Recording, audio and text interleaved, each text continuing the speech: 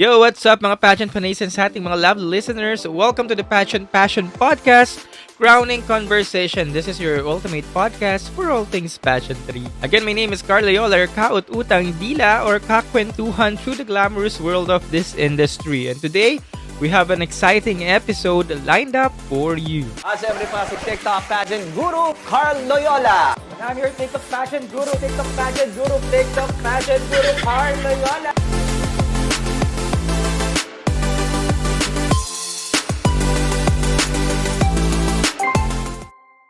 Alright guys, for this episode, we will be talking about the Miss Philippines pageant. Dahil nito nga lang, Mama Jonas is winning at tagumpay talaga ang mga naging representative ng the Miss Philippines sa kanyang international pageants na sinalihan nga or sinabakan nga ngayong taon. So, ano nga ba ang the Miss Philippines at kailan nga ba nag-umpisa ito? So, umpisahan nga natin ang episode na ito sa pagpapakilala ulit at pag-backtrack ulit ng The Miss Philippines.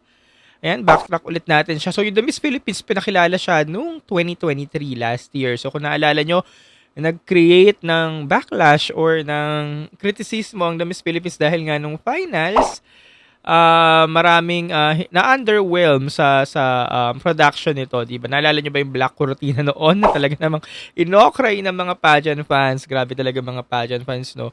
Nag-run lang ng ilang linggo ang The Miss Philippines kasi kasabay nito ang Mr. Pilipinas Worldwide. So, ito na ata ang first ever pageant in the Philippines na may kasabay na male and female na pinagsabay, na pinagtandem. So, parang reality search ang system niya.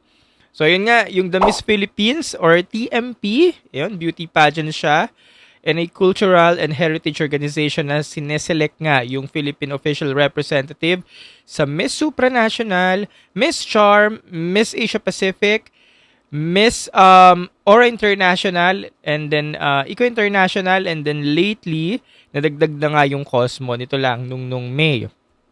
Tapos, Ecotin International, nadagdag na rin sa kanila, ipinakilala yon last February. So, technically, the reigning Miss Philippines is Alatea Ambrosio pa rin of Bulacan. Kasi nga, hindi naman nakapag-held ng pageant ang the Miss Philippines ngayong taon. Nag-absorb lang sila ng mga queens from Miss Universe Philippines, and then eventually, yung mga queens na in-absorb nila from Miss Universe Philippines ay nasa The Miss Philippines Organization na nga. Pero guys, again, The Miss Philippines Organization, hawak din siya ng Empire, na siyang may hawak ng Miss Universe Philippines franchise. So, pag may chart, so Empire PH, then dalawang sanga, then Miss Universe Philippines, and then the Miss Philippines. So, ayun, si Alatea pa rin ang The Miss Philippines reigning title holder kasi hindi naman nag-crowd ng actual The Miss Philippines dun sa mga inabsorb nilang beauty queens like kay Atisa, kay Tara, kay Cyril Payumo, kay Alexi Brooks, and then later kay Kayla Carter. So wala namang kinoronahan ng the actual The Miss Philippines. Inabsorb lang nila yung title or yung representation para sa mga international pageants ngayong taon nga and then next year. Pero, kung naaalala nyo, ang kauna-unahang pinakilalang The Miss Philippines ay si Pauline Amelings. So, sa kanya binigay yung kauna-unahang title na The Miss Philippines given na nung time na inintroduce ang The Miss Philippines, ang top crown nito, supranational, diba? Supranational. And then, wala pa naman dun yung Eco, Miss Asia Pacific, and Miss Charm. Pero parang nandun na rin yung Miss Charm. Pero yun nga, parang later nilang na-introduce to eh. Kasi, again, yung 2023, in-introduce yung TMP and sinabi doon kukunin yung supranational representative. Kasi nga, hindi naman pwedeng pagsamasamahan tong mga title na to sa Miss Universe Philippines pageant kasi nga, taliwas yon sa gusto ng Miss Universe organization. So, nag-conduct sila ng sarili nilang pageant, which is the TMP nga. And then later on, in-announce na nga ng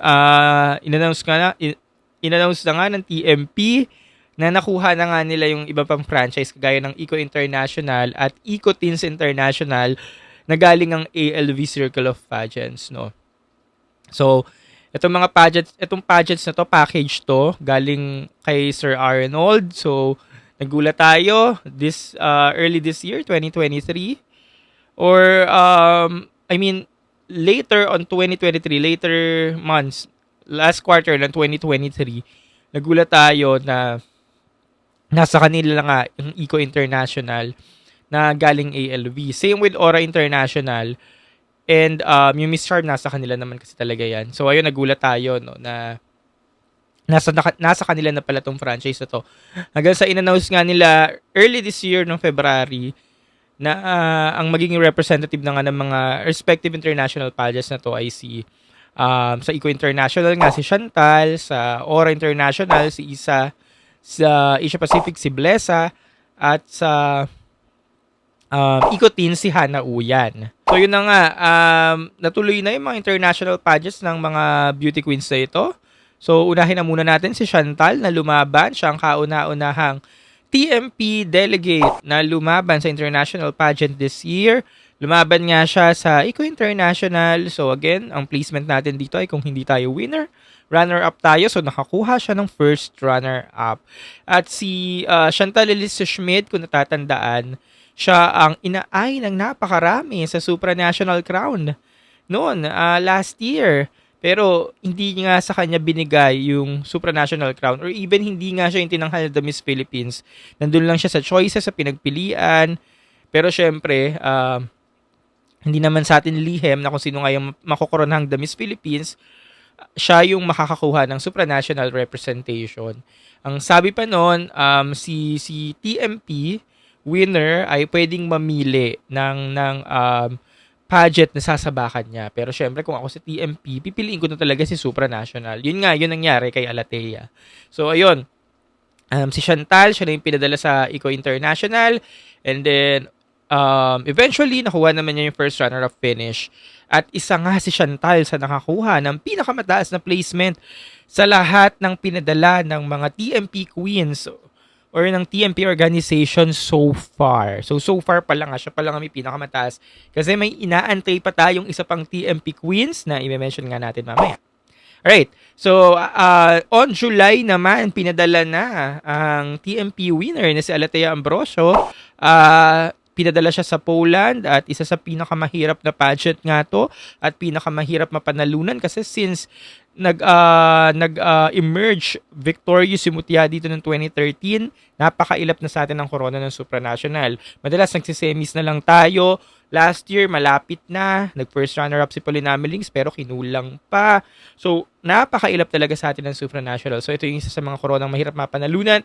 Kaya naman, maraming hindi naniwala kay Alatea Ambrosio pagpunta niya ng Poland. Hati-hati ang reaksyon. Yung iba gustong-gusto si Alatea kasi katulad siya ni Mutia. Ganun-ganung prototype. Si Mutia, yung prototype niya, ganun-ganung katulad ni Alatea. No? So, yung iba naman, hindi naniniwala na magsisemis until nagsemis nga si Alatea. At kinoronahan pa siya as Continental Queen. At hindi na rin masama yung naging placement ni Alatea dahil nga, sabi nga natin, wag lang sanang maputol yung streak ng Pinas sa pageant na to. Kasi, hindi ako nagkakamali, hindi putol lang streak ng Pinas sa pageant na ito. So, tuloy-tuloy siya since 2013. Yun. At si Alatea nga from Bulacan, nasolido niya din ang representation ng mga tiga Bulacan dahil supranational, tiga Bulacan, at ang pinakamataas na corona ng MUPH, tiga Bulacan din. So, yan. Kudos sa mga tiga Bulacan dahil namamayagpag na rin sila ngayon sa mga international pageant. Actually, may content ako nan sa kabilang app about mga Bulakeñas and Bulakeños in an international pageant. Kasi hindi lang female pageants, pati male pageants na dominate na rin nila as of this era. This era talaga, no? Alright, so yeah, next up naman natin ay si Atisa Manalo na sino nga mag-aakala na sa kot mo or sa cash mo, sabi nga nila, dun siya ilalagay, no? So, lahat tayo or sa mga fans ni Atisa, sa mga solid supporters niya na heartbreak sa nangyari ng MUPH dahil inaakala nga ng karamihan na walk in the park na lang sa kanyang pagkuha ng Miss Universe crown pero hindi nga gano'n naging kadali. Iyon. At nagulat ang lahat nung mga nasa MOA nung siyang in-announce sa second runner-up during the Miss Universe Philippines pageant. So, later on, nagkaroon ng separate awarding ang mga TMP TMP delegates or mga TMP assignees, yung mga i-assign nga sa TMP this year. Nagkaroon sila ng separate crowning sa MOA Arena, and then akala din ng lahat sa Supra siya ilalagay, yung top crown pa rin. Pero in-announce siya na doon siya ilalagay sa pinakabagong pageant. So marami nagsabi na downgrade nga ito kay Atisa dahil from first runner-up sa international, ilalagay siya sa bagong pageant which is Cosmo International. And technically downgrade kasi nga yung Cosmo, I mean, wala pang napapatunayan yung Cosmo na pageant, diba? Bago pa lang. So kung may Eco International, may Charm, may Supra, syempre, pinaka list nga dun sa mga crowns na nabanggit natin is yung Cosmo kasi wala pa napapatunayan na inaugural edition. Pero ayun nga, sabi nga rin ni Atisa sa interview, first choice niya daw ang Cosmo title, which is nag-materialize naman talaga sa kanya noong mga umpisa kasi nga malaki nga daw ang pinangakong prizes ng Cosmo plus kung ano-ano pa mga premyo, at syempre kung sakaling mananalo nga si Atisa doon, siyang tatanghaling kauna-unahang Pilipina at kauna-unahang winner ng Miss Cosmo International Pageant. At mailalagay siya sa history book syempre. Yun, kaya masaya tayo. Ay sige, tama ang desisyon ni Atisa. Oo nga, tama yung decision mo, girl. Go. Hanggang sa hindi natin nga alam kung ano nangyari during the finale. Maganda pinakita ni Atisa. Nagumpisa yung competition. Pinapunta pa siya sa Vietnam kasi mag-open yung pageant. Pinapunta pa siya doon para maging makita ang presensya niya doon sa opening ng pageant. Then bumalik ng Pinas, pumunta ulit ng Pinas kasi mag-start na nga yung pageant. As time goes by, talagang nape-penetrate yung competition, nakikilala siya until hindi nga natin inaasahan yung nangyari na nag-collapse yung stage ng Miss Cosmo. Tapos, nakita na lang natin yung picture niya, naka-wheelchair. Talagang napuruhan nga si Atisa, no? Yun yung naging dahilan kung bakit hindi siya nakasali sa isa or dalawa bang mga activities, and then yun yung naging basehan kung bakit nga daw hindi siya nanalo kasi hindi daw siya nakasali sa activities. Para mga ganun. So, yun yung nangyari. And then, yun. Hindi talaga maganda sa atin. Hindi mas maganda sa pakiramdam yung naging resulta ng Cosmo. Pero, nakamove na siguro tayo after ilang buwan. No? Natanggap na rin natin at buti na lang talaga siguro may parang nakalaan na iba nga para kay Atisa.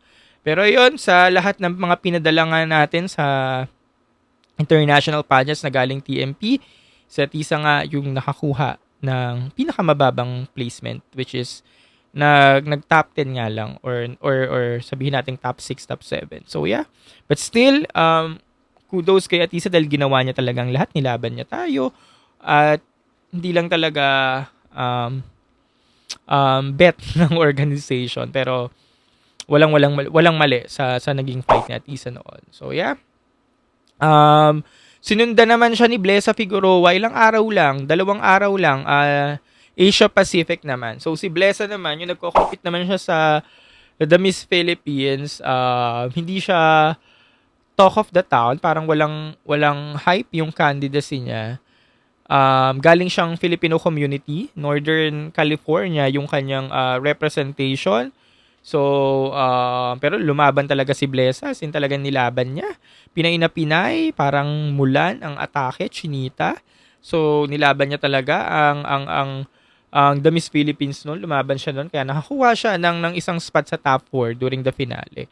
And then yun nga, sa kanya nga binigay yung representation for the Miss Asia Pacific International na ginanap dito sa Pilipinas at nanalo rin siyang 3rd runner-up. Grabe, no? Pero, again, generous ang Miss Asia Pacific International pagdating sa placement. Basta nagpe-perform ka, bibigyan ka talaga nila ng placement. Mahal na mahal tayo ng organization na yan. And then next up, Isabel de Los Santos or si Isa. Siya naman ang nakakuha ng representation ng Ora International. So si Isa rin siya sa mga unang delegate ng TMP unang representative ng TMP outside the standalone Miss Ora International franchise. Tama ba yung statement ko? Kasi nga last year in 2023, nakapagpadala pa tayo ng representative dyan galing sa standalone pageant na Ora International na from Bulacan din, which is si Criza. galing Bulacan din. So, yun. So, and then yun na nga, kay Isa nga, kay Isa nga ibinigay yung Aura International title, no? At kung matatandaan nyo, si Isa ay galing Miss Universe Philippines 2021. Official candidate siya doon na penetrate niya yung competition in terms of pumasok siya sa official candidate kasi mahirap ang pinagdaanan ng mga Miss Universe Philippines 2021 candidate noon kasi para nag-reality show from 100, 75, 20, ganun yung kadrastic yung cut noon. So ayun, naging official delegate si Isa at talaga namang nakilala na natin siya noon kasi nga maganda yung hulmahan ni Isa's beauty queen. Tapos magaling siya sa Q&A kasi nga may communication skill challenge sila back in 2021 and then isa siya sa mga napili as top 7. So from there, nakilala na natin siya. And then hindi nga lang siya nag-semis noon pero in 2023 bumalik ulit siya pero sa The Miss Philippines na hindi sa Miss Universe Philippines. So yeah. Talagang masasabi natin veterana na rin siguro si Isa kasi galing siya sa kabilang kapitbahay na pageant. Ay, hindi naman kapitbahay, kapatid na pageant. So, ayun.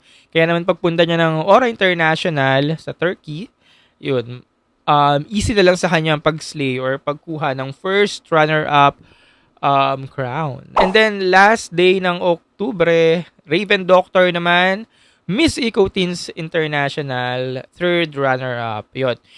Na-appoint lang si Raven dito. Galing din siya Miss Universe Philippines pageant.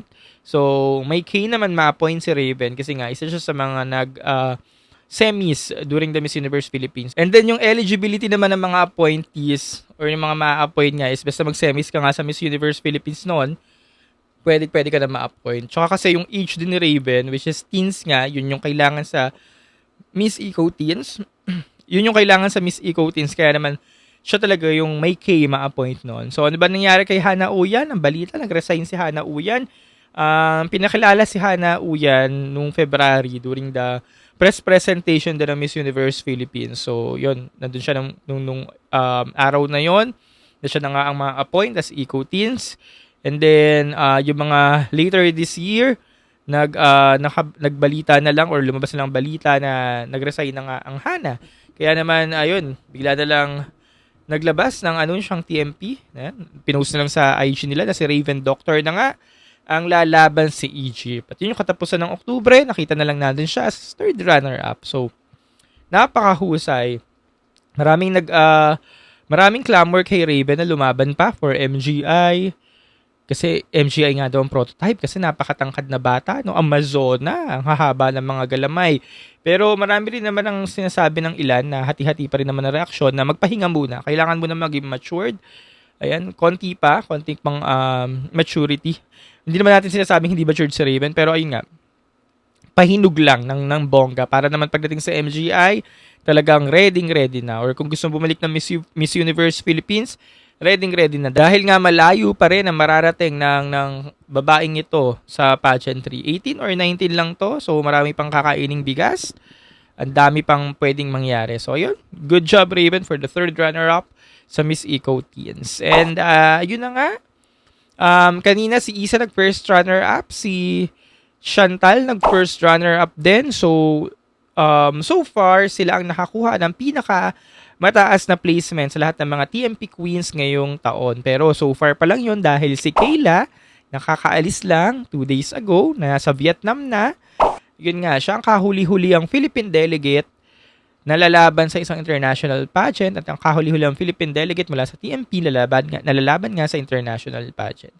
So, when it comes to Kayla naman, nakita niyo naman ang aura ngayon ni Kayla, no? Talagang kinulayan ng buhok. Hindi natin alam kung saan papuntang styling niya ngayon at kung anong yung pinoportray niya or ipoportray niya ngayon sa Charm pageant. Kasi hindi pa natin huli ang kilite ng pageant na ito kung ano bang hinahanap nila kasi nakaunang edition pa lang sila. Pero kung pagtatagpi-tagpiin natin si Brazil, yung itsura ni Brazil nanalo last time, Annabelle McDonald yung first runner-up noon, and then yung itsura ni Kayla ngayon, malapit naman sa mga hulmahan at sa mga lianera. So, malay naman natin, no? Kung first runner-up tayo last year, malay natin, umangat pa tayo kasi nakakabilib din naman ang eksena ni Kayla. Kung matatandaan nyo, gusto ng karamihan si Kayla nung Miss Universe Philippines pero hindi na lang talaga maiakyat sa pwesto kasi napakadami ding magagaling. Ang daming patataubin, ang daming lalampasuhin. Kaya hindi na maiakyat sa pwesto si Kayla. Pero kung si Kayla alone lang, ayun nga, napunta siya ngayon sa karapat-dapat na pageant para sa kanya. No? At buti na lang talaga, nangyari nga ang Miss Charm ngayong taon at nabalita na sa US nga gaganapin kaya nagkaroon talaga ng chance si Kayla. Talagang yung nangyari sa kanya ngayon, no, hindi mo rin talaga akalain, no? Kasi hindi nga natuloy sa US, sa Vietnam pa din, natuloy ngayon 2024. Edi yun, easy talaga yung sa kanya yung pag-snatch ng charm representation, no? And sana next year matuloy naman yung 2025 edition para si Cyril hindi na mag-antay ng napakahabang panahon pa kasi nakakatakot tong Miss Charm eh. Mamaya natuloy sila ngayon December tapos 2025 wala tapos 2026 ulit ng December. So ang tagal ng pag-aantay ni Cyril Payume. Laban na laban pa naman si Cyril ngayon. So ayun, so yeah. Congrats kay Kayla sa kanyang representation at natuloy na din yung laban niya finally sa Miss Charm. December 21st ang finals ng Miss Charm. Yan, at abangan natin yan. Pero nakakatakot lang. Vetsin pageant kasi ito. Alam nyo naman na medyo hindi maganda ang naging experience natin ngayon sa mga Vetsin pageant at sa mga pageant na ginanap sa Vietnam. So, tingnan natin kung pare-parehas ba sila na magiging fate ni Atisa at ni Kirk. I don't know. But yeah, abangan natin yan sa December 21st. But still, congratulations Kayla for the representation and for fighting dito sa pageant na to. And hope makuha niya ang corona ng Miss Charm 2nd edition. So what are your thoughts guys sa mga pinag-uusapan natin ngayon? Sa lahat ng mga pinadala nating TMP delegates from Chantal until kay Kayla. Sino yung mga pinaka-bet nyo? At sino yung gusto nyo pa makita sa mga international pageant next year na sana sumabak pa sila sa MGI, MUPH at makita na makasuot ulit ng Philippine sash. So I wanna know your thoughts. Comment below. Alright, for next year, abangan naman natin mula din sa TMP, Alexi Brooks, Tara Valencia at Cyril Payumo. So mukhang mauuna sa kanya si Alexi Brooks dahil mukhang Eco International nakaschedule naman yun ng March or April. So mabilis na lang yan. Next year, makikita natin ang kalibre ng isang Alexi Brooks. And this is the first time nagpapadala tayo ng androgynous look sa Eco kasi mga babaihan, yung mga pinadadala natin sa pageant na ito. Kung naalala nyo, Katin Payton, yun nga, si Chantal. Pare-pareha sila ng mga hulmahan, no? And then, next year, may iba siya. Alexi Brooks. So, tingnan natin kung ano nga ba ang ibubuga ng isang Alexi pagdating sa Eco International. Then, susundan niya ni Tara Valencia on July sa Supranational na ang laki din ng clamor kay Tara ngayon na makakakuha ng highest placement sa Supra kasi nga, iba talaga ang kalibre ni Tara. Matangkad, maganda, at Diyosa. Siya yung nakatik ng tick box na Diyosa. So, abangan din natin yan. Cyril Payumo for the Miss Charm. Ang ganda rin ni Cyril ngayon. Ang tangkad. Kamukha ni Harnas, ang laking babae. So, abangan din natin yan. For the Miss Charm na sana matuloy din on December 2025. So, nawawala pa ang representative ng 2025 Miss Aura International, Miss Cosmo, Miss Asia Pacific, at Eco Teens. Ayan, pati yung Aura wala pa, no? So, wala pa. So, malamang itong mga representative dito, kung ang franchise na ito ay ni-renew ng TMP or ng Empire, malamang kung hindi naman mag-hold ng pageant ang TMP next 2025, malamang kukunin ulit nila yan sa Miss Universe Philippines. So, abangan natin kung ganun nga talaga yung mangyayari. Nagulat nga rin tayo, no? Last edition ng MUPH. Kinuha nila yung mga representative nito sa MUPH. Kasi, ang dami rin kasing masasayang eh. Siguro naisip ng organization na sayang naman itong mga babaeng to pag hindi nakatapak ng international stage. So, baka pwede na nating dito na lang ibigay. Wag na mag-hold ng TMP 2024. Dito na lang ibigay yung mga ibang titles na wala pang representation. So, ayun, binigay nga nila dun sa ilang sa mga MUPH 2024. So, baka ganun din ang gawin nila sa 2025. So, let's see. What are your thoughts again? Kung gusto nyo ba ganun ang gawin ng TMP na ibigay ulit sa mga MUPH 2025 na mga kalibre din? Or gusto nyo mag-hold pa ng TMP 2025 pageant? Alright, again, before we wrap up, we will answer some of your burning questions in our Q&A segment. So if you have questions that you'd like me to answer in our future episodes, be sure to send them in the comments section para masagot natin yan sa mga susunod na episode. At kung gusto nyo na shoutout ko kayo, comment nyo lang dyan yung mga names nyo para ma-shoutout ko kayo sa mga susunod pa nating video. Again, thank you so much for tuning in today's episode of the Pageant Passion Podcast Crowning Conversation. If you enjoyed this episode, please subscribe, like, and review our podcast. And don't forget to follow me on all social media para updated kayo sa lahat ng mga ganaps and happenings. Until next time, stay fabulous mga pageant fanays. Keep shining and paalam. Siyempre pa si TikTok Pageant Guru Carl Loyola. And I'm your TikTok Pageant Guru, TikTok Pageant Guru, TikTok Pageant Guru Carl Loyola.